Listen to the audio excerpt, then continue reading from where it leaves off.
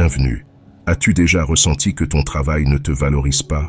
Ou peut-être as-tu fait des efforts pour conquérir quelqu'un sans succès? Tes amis sortent et t'oublient, ou pire, as-tu déjà ressenti une trahison? Si c'est le cas, tu es probablement au bon endroit. Prends un papier et un crayon, car il est essentiel que tu notes et comprennes les stratégies psychologiques suivantes qui t'aideront à attirer l'attention que tu mérites. Tes proches ne t'oublieront plus lorsqu'ils sortiront. Tu seras le premier à être invité, et au travail, tes connaissances et tes idées seront appréciées, je te le garantisse. Sénèque disait d'accepter les circonstances qui nous entourent et de travailler avec elles pour notre bénéfice. Utilise l'exemple de Sénèque et applique ces outils dans ta vie. Bien sûr, suis scrupuleusement les clés suivantes pour devenir la priorité de tous. Et reste jusqu'à la fin de la vidéo pour découvrir les stratégies et mon histoire personnelle de dépassement. Sans plus tarder, commençons avec la première stratégie psychologique. Lorsque quelqu'un craint de te perdre, il commence à réellement t'apprécier. Imagine être cette personne dont l'absence laisserait un vide énorme, impossible à combler pour les autres. Tu n'es pas seulement une option, tu es leur besoin le plus profond. Comme le dit Khalil Gibran, grand poète et philosophe libanais, la véritable amitié se trouve dans le vide du cœur, basée sur la compréhension et l'acceptation mutuelle. Pourquoi l'admires-tu? Est-ce parce qu'elle est toujours disponible pour toi ou parce qu'elle est indépendante et sûre d'elle, ajoutant une valeur incomparable à ta vie? Sois indépendant, sûr de toi et complet par toi-même. Ta vie est une aventure passionnante dans laquelle tu n'as besoin de personne d'autre pour te sentir épanoui.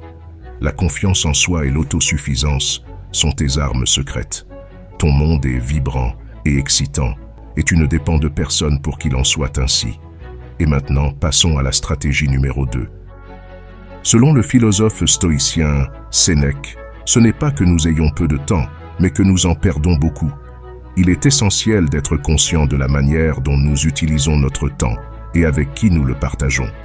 Nous ne pouvons pas être toujours disponibles pour les autres, mais nous devons réserver des moments pour nous-mêmes afin de cultiver nos vertus et de profiter de nos passions. Ainsi, nous ne dépendrons pas de l'approbation ou de l'intérêt de quiconque, mais nous serons les maîtres de notre propre bonheur. Cela ne signifie pas que nous devons être indifférents ou arrogants, mais que nous devons nous accorder la valeur que nous méritons. Ces enseignements stoïciens sont précieux pour apprendre à nous aimer, à nous donner cette priorité que nous méritons, car qui voudra nous prioriser si nous ne le faisons pas nous-mêmes? Et maintenant, passons à la stratégie numéro 3. Le mystère exerce une fascination naturelle sur nous. N'as-tu jamais regardé un film que tu considérais comme médiocre, mais est resté jusqu'à la fin pour découvrir le dénouement? Eh bien, la troisième stratégie consiste à entretenir un certain mystère autour de toi avec les personnes qui t'entourent. Pour cela, nous pouvons exploiter l'effet de rareté. Cet effet peut s'appliquer aux 2 stratégies précédentes, mais il est particulièrement adapté à celle-ci. Il repose sur l'idée que la valeur ou l'intérêt accordé à quelque chose augmente lorsqu'il est perçu comme rare, limité ou difficile à obtenir. Ne livre pas toutes les informations te concernant d'emblée. Au fil de la cohabitation, cette personne voudra en savoir plus sur ta personnalité. Conserver une part de mystère est bénéfique. Ne dévoile pas tout dès le premier instant. Laisse planer le doute. Passons maintenant à la stratégie numéro 4.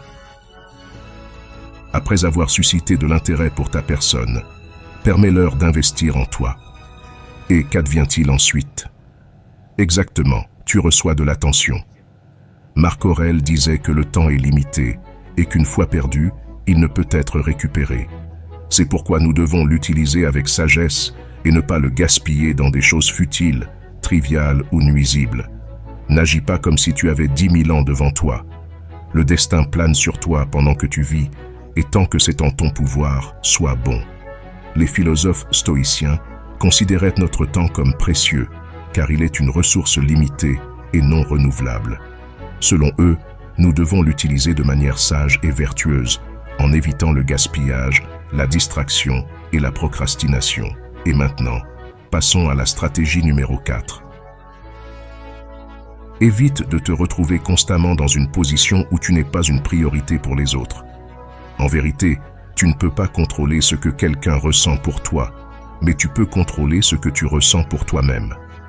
En t'entourant de personnes qui te valorisent vraiment, tu augmentes tes chances d'être vu comme une priorité. Ce pas nous rappelle que l'estime de soi commence avec toi-même. Naturellement, tu attires d'autres personnes qui reconnaissent et apprécient ta valeur. Pense à ceci. Tu sais combien tu vaux et n'acceptes rien de moins que ce que tu mérites. Ne sacrifie pas ta bonheur et ton estime de soi pour quelqu'un qui ne prend pas soin de toi, ni ne te considère comme il le devrait. Comprends que toute relation saine, que ce soit romantique ou amicale, repose sur le respect et la considération mutuelle.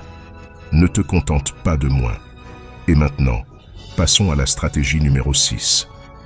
Les gens sont attirés par ce qu'ils ne peuvent pas avoir. Cette mentalité s'étend également aux relations. En ne faisant pas de quelqu'un le centre de ton univers, tu éveilles leur intérêt. Il s'agit de maintenir une certaine distance, leur permettant de désirer ta présence. Lorsque tu n'es pas désespéré pour leur attention, tu deviens plus intrigant avec le temps. Ce phénomène peut entraîner un changement de perception. Comment peux-tu y parvenir? Eh bien, que peut nous dire notre maître stoïcien, Marc Aurèle? L'indifférence est l'arme la plus puissante que possède le sage. Il ne se laisse pas emporter par les caprices du destin ou les passions des autres. Il sait que son bonheur dépend de lui-même et non de ce que pensent ou font les autres. C'est pourquoi il ne s'attache à personne ni ne recherche l'approbation de qui que ce soit. Et maintenant, passons à la stratégie numéro 7. Au fil du temps, la philosophie et la psychologie ont étudié le phénomène de la communication humaine sous différentes perspectives et approches. Certaines théories suggèrent que ne pas toujours initier une conversation peut être une stratégie pour éveiller la curiosité, le mystère et le désir d'en savoir plus sur l'autre personne. Cependant, cette tactique peut également avoir des effets négatifs, tels que générer de la distance, de la méfiance ou de l'indifférence. C'est ici que réside l'importance de l'approche psychologique. Ne pas toujours chercher la communication, mais ne pas non plus négliger la communication entre vous. D'un point de vue psychologique, l'esprit humain est régi par un principe d'équilibre cognitif qui cherche à maintenir une cohérence entre les attitudes, les croyances et les comportements. Et maintenant, passons à la stratégie numéro 8. Être prêt à faire un pas en arrière signifie que nous nous respectons suffisamment pour ne pas accepter moins que ce que nous méritons et que nous nous respectons profondément. Imagine avoir la force et l'estime de soi nécessaires pour reconnaître immédiatement et sans hésitation qu'une relation n'est ni réciproque ni satisfaisante, puis couper les liens avec cette personne à qui tu accordais déjà de l'importance. Bien sûr, cela ne se fait pas sans d'abord définir des limites et des normes claires sur la manière dont tu t'attends à être traité dans n'importe quelle relation. Si quelqu'un ne respecte pas ces normes de manière cohérente, tu es prêt à le laisser partir, peu importe l'intensité de tes sentiments. Laisser partir ne signifie pas manquer de compassion, mais plutôt pratiquer l'autopréservation. En le laissant partir, tu crées également un environnement où l'autre personne peut prendre conscience de la gravité de la situation. Et maintenant, passons à la stratégie numéro 9. Non seulement tu dois t'aimer toi-même et te donner ta propre place, mais tu dois aussi modérer ce que tu désires dans ta vie. Ne t'attache pas excessivement. La stratégie suivante est plus une règle et consiste à maintenir un équilibre émotionnel. Lorsque nous voulons être une priorité dans la vie de quelqu'un, l'objectif est de ne pas laisser nos émotions dominer la situation et de nous assurer que nos besoins soient pris en compte et valorisés. Pense à ceci, tu es comme le capitaine d'un navire qui dirige le gouvernail avec fermeté, naviguant tes émotions avec élégance, conservant ton équilibre émotionnel, ce qui rend plus facile pour les autres de valoriser ta présence dans leur vie. Il faut trouver un équilibre entre montrer nos émotions et rester calme. Et maintenant, passons à la stratégie numéro 10. Non seulement cela a été prouvé pour te faire sentir bien avec toi-même et plus heureux, mais aussi plus attirant pour les autres. Comme l'a dit Sénèque, ce n'est pas pauvre celui qui a peu, mais celui qui désire beaucoup. La générosité est une qualité qui implique de donner sans rien attendre en retour, de partager ce que l'on a avec les autres et d'aider ceux qui en ont besoin. Être généreux peut avoir de nombreux avantages, tant pour toi-même que pour les autres, car cela améliore l'estime de soi, la confiance, la gratitude et le bonheur. De plus, être généreux peut faire en sorte que d'autres personnes soient attirées par ton amitié et ton amour, car cela montre que tu es une personne aimable, désintéressée, empathique et solidaire. J'espère que ce message t'a été utile. Si tu as apprécié la vidéo, je te serai reconnaissant de laisser un j'aime et de t'abonner. Si tu te retrouves sans mots, écris simplement stoïcisme pour montrer que tu fais partie de la minorité qui a suivi la vidéo jusqu'à la fin. Merci beaucoup pour ton attention et à la prochaine.